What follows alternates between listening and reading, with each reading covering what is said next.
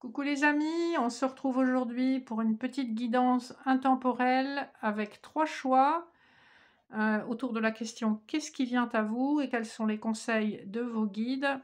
Je vous propose 3 choix aujourd'hui. Choix numéro 1, la cornaline, numéro 2, l'obsidienne noire et numéro 3, la labradorite. J'ai prétiré les cartes pour que la capsule ne soit pas trop longue. Je vais utiliser pour ce faire alors l'oracle de l'énergie, le petit Lenormand étendu, l'oracle de Béline de Gabriel Sanchez,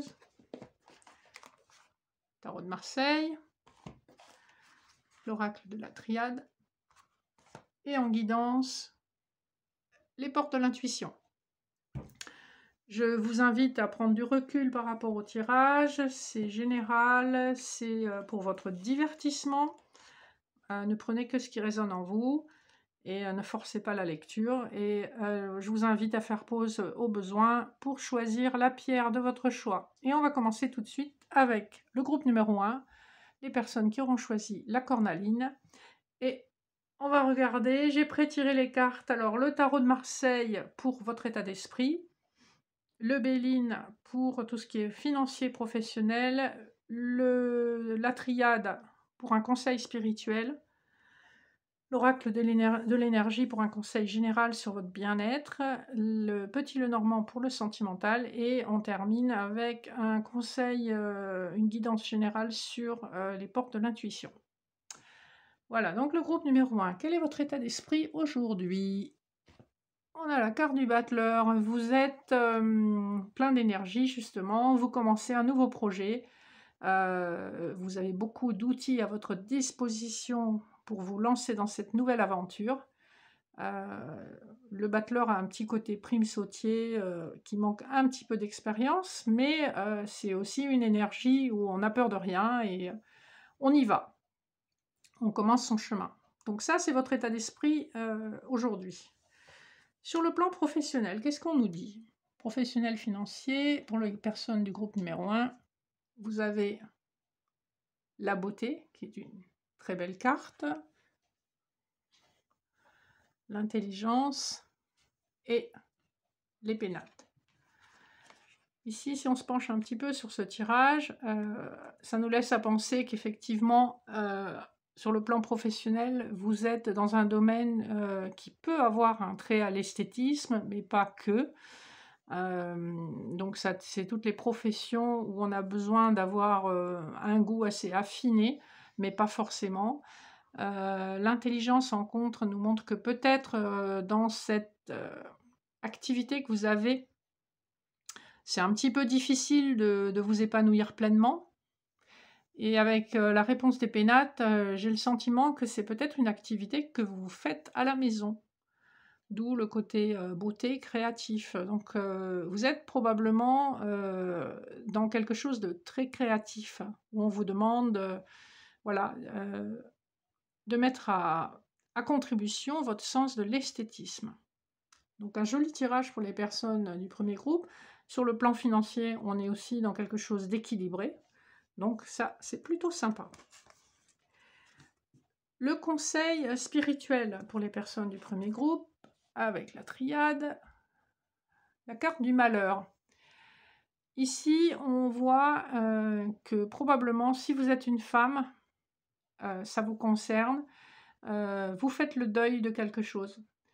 Alors ça peut être un deuil au sens propre, suite à la perte d'une personne qui vous est chère, mais ça peut également être un deuil au sens figuré, une perte d'emploi, une séparation douloureuse. En tout cas, il y a cette notion que vous vous sentez sacrifié et émotionnellement, c'est très difficile pour vous. Ce qu'on vous invite à faire avec cette carte, c'est vraiment d'accueillir cette douleur pour pouvoir la transmuter. Ensuite, au niveau de votre bien-être, on vous conseille, alors c'est le chemin du temple avec l'oracle de l'énergie, on vous conseille justement d'être à l'écoute de votre chemin spirituel. On voit sur la carte qu'il y a des petits escaliers qui mènent au temple. Donc effectivement, gravir les escaliers, c'est pas forcément ce qui est le plus facile, hein, au sens figuré, mais il y a des récompenses. Il y a des récompenses, on comprend son chemin spirituel, on comprend ce qu'on fait sur terre, à quoi servent les épreuves, etc. Donc je pense que c'est vraiment très relié à la carte que vous aviez en conseil spirituel. Et pour conclure, on va passer à votre vie sentimentale. Donc en 1, on a la consultante qui ressort. Avec la poitrine exposée, on voit que vous êtes prête à donner à nouveau votre cœur. En contre, on a la carte du labyrinthe. Ce qu'on nous dit, c'est que vous avez longtemps erré sans savoir où aller. Et en 3, on a les oiseaux. Ici, on vous invite à être à nouveau dans la communication plus légère. Sortez justement de ce labyrinthe où vous tournez en rond, vous ne savez pas trop dans quelle direction aller. On vous invite en fait à mettre plus de légèreté dans votre vie sentimentale. Et si j'en reviens aux cartes que nous avons eues précédemment, ne pas focaliser sur l'aspect deuil, séparation, rupture, licenciement, quoi que ça ait pu être. On vous invite à amener plus de légèreté dans votre cœur, justement, afin d'éventuellement trouver une nouvelle personne à laisser entrer dans votre vie. Donc il y a quand même des messages très positifs, des choses positives qui arrivent dans votre direction. Le conseil des portes de l'intuition pour vous, alors ça sera la transmutation. Je trouve que c'est super pertinent par rapport aux cartes que vous avez eues. Désolée pour le reflet. C'est le moment de compter sur votre guérisseur intérieur. Donc ici, ce qu'on vous dit, c'est que vous avez les clés pour avancer, pour transmuter la douleur, le deuil que vous avez vécu, que ce soit au sens propre ou figuré. Faites-vous confiance, écoutez votre cœur et apprenez à dépasser ce sentiment de perte. Voilà pour les personnes du groupe numéro 1. Si vous nous quittez ici, merci de votre écoute. N'hésitez pas à vous abonner, à liker, à partager si ça vous a plu ou interpellé. Et je vous retrouve très bientôt. On passe immédiatement aux personnes du groupe numéro 2, les personnes qui ont choisi l'obsidienne noire. Alors, votre état d'esprit, qu'est-ce qu'on nous dit? Le pape. Vous êtes quelqu'un qui... Vous avez de la maturité, de la connaissance, et vous êtes probablement quelqu'un qui n'aime pas les conflits. Vous êtes dans la conciliation, vous voulez toujours chercher un côté de mettre tout le monde, une façon de mettre tout le monde d'accord. Le pape, c'est aussi un peu le psychorigide du tarot de Marseille. Donc, dans les excès, ça peut être, on s'en tient à la loi, puis dès que ça déborde un petit peu, ça va plus. Mais le pape est quand même un symbole de grande maturité, de grande connaissance et de très forte conciliation. Il amène beaucoup de protection. Donc ça, c'est votre état d'esprit aujourd'hui au moment du tirage. On va regarder votre domaine financier et professionnel. Alors, on a la carte du départ, la carte des présents et la carte de la naissance. Alors, qu'est-ce que ça nous suggère? Que très probablement, vous avez quitté une situation professionnelle assez récemment. Ça vous a donné l'opportunité de prendre de la hauteur. Et que là, dans l'immédiat, vous avez les présents en contre. Dans l'immédiat, vous ne voyez pas trop ce que ça peut vous apporter. Pourtant, on vous dit qu'effectivement, c'est une bonne chose. Et c'est confirmé avec la 3e carte, la nativité, qui vous montre un potentiel de rebondissement fort. Ici, on est sur des cartes de lune et soleil, donc c'est probablement des changements qui sont actuels ou qui sont vraiment imminents. Donc sur le plan professionnel et financier, on voit qu'il y a quand même une évolution très positive pour vous, avec des opportunités qui pour l'instant sont en gestation, mais sur le point d'éclore. Donc plutôt pas mal. Votre conseil spirituel, avec la triade. Initiation. Alors ça rejoint un petit peu les cartes qu'on a eues sur le plan professionnel, puisque l'initiation, c'est non seulement une carte de clairvoyance, hein, c'est pour ça qu'on a l'œil dans la main, c'est aussi une carte d'apprentissage. Ici, ça peut faire référence à une formation, quelque chose que vous allez apprendre, découvrir sur le plan professionnel et sur le plan spirituel. On sent que vous découvrez quelque chose de nouveau. Vous êtes en train d'apprivoiser de nouvelles capacités, de nouvelles connexions. Vous vous laissez aller à votre ressenti. Très jolie carte aussi. C'est une carte qui montre aussi beaucoup de délicatesse dans les rapports humains et aussi dans la compréhension fine de votre chemin spirituel. Le conseil de l'oracle de l'intuition, encore une fois, c'est assez marrant parce que c'est un conseil sur le plan spirituel où on vous dit restez dans l'ouverture qui vous mène à la spiritualité. Il y a tout un monde subtil qui vous permet justement de découvrir des informations cachées. Alors désolé, là, je vois que j'arrive pas à vraiment bien mettre le focus sur la carte. Voilà, ça reste un petit peu flou. Bon, j'espère que vous arrivez à lire. Voilà, si je rapproche, on voit mieux. Donc on a effectivement une invitation à vous connecter à votre vie spirituelle, au monde subtil, à tout ce que vous ressentez de façon peut-être un petit peu confuse. Restez dans l'ouverture. On dit que vous avez effectivement de belles capacités à développer. Ensuite, on va voir votre tirage sentimental en 3 cartes. Qu'est-ce qu'on nous dit?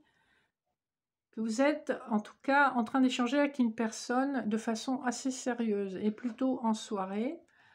On sent que vous êtes un peu dans l'hésitation avec l'enfance et un nouveau projet. Peut-être que l'autre personne n'a pas la même maturité d'esprit que vous. L'enfant, c'est aussi, en dehors de la naissance effective d'un enfant, c'est aussi le nouveau projet. Ici, on est sur un nouveau projet sentimental. Donc probablement que vous connaissez une personne que vous considérez comme un peu immature, mais que vous échangez quand même pas mal le soir sur des sujets assez sérieux. Enfin, la 3e carte, qui est plutôt d'excellent augure, puisqu'on a 2 cigognes qui fabriquent leur nid. Ici, on nous parle quand même de la concrétisation d'un lien, où il y a une installation, des projets de vie commune. En tout cas, c'est du sérieux, c'est du solide.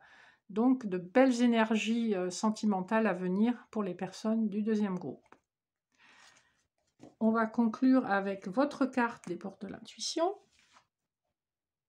La fluidité. En dansant avec les situations difficiles, vous rencontrerez les bonnes personnes et vous attirez de l'aide. J'essaye de faire focus sur le texte. Voilà. Je me suis trop rapprochée.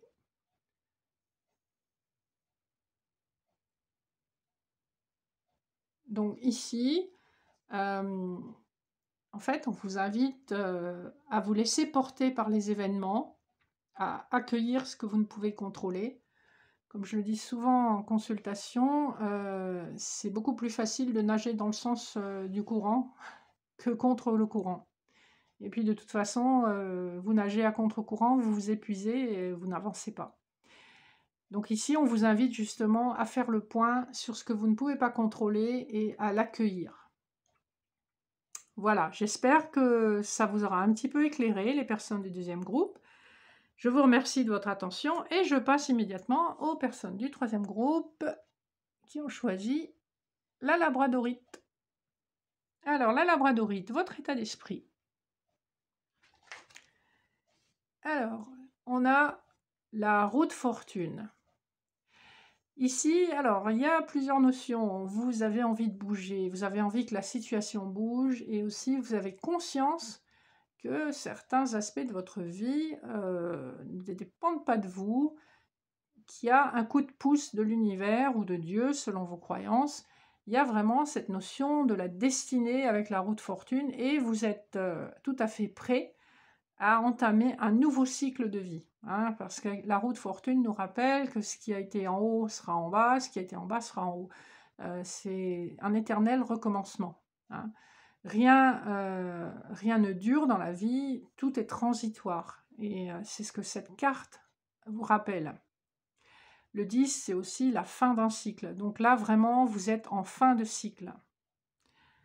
On va voir immédiatement ce qu'on nous annonce sur votre vie financière et professionnelle. Alors, on a le retard. C'est une carte de Saturne, donc avec une roue justement qui est bloquée. On a la ruine en contre. Alors, 2 cartes de Saturne, pas des plus faciles. Et la troisième, la trahison. Ici, j'ai le sentiment que vous sortez d'une situation vraiment difficile, style licenciement ou divorce qui a été coûteux, et que ça fait longtemps que vous vous bagarrez.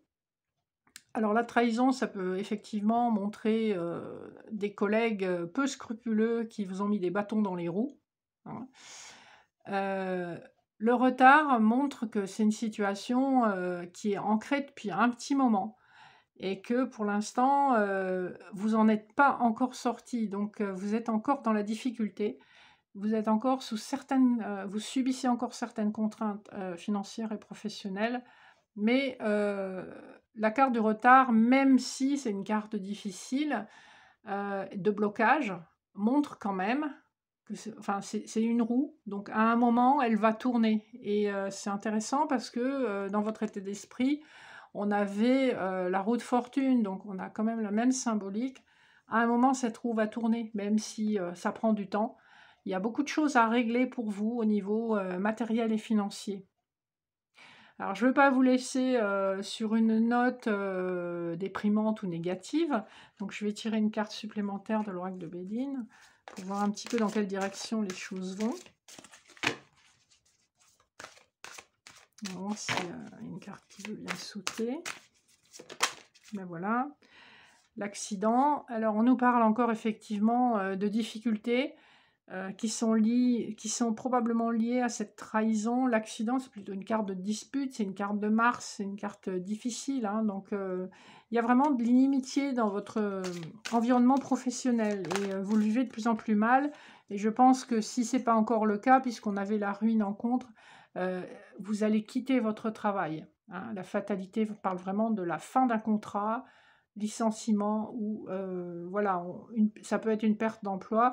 Mais je pense ici que probablement vous allez accueillir et acter la décision, vu votre état d'esprit de roue de fortune, parce que vous ne supportez plus cet environnement délétère et vous ne supportez plus toute cette hypocrisie, cette jalousie, cette méchanceté autour de vous. Donc je pense que c'est un mal pour un bien, vous allez quitter votre emploi. Très probablement, au vu des cartes, je dirais fin d'année.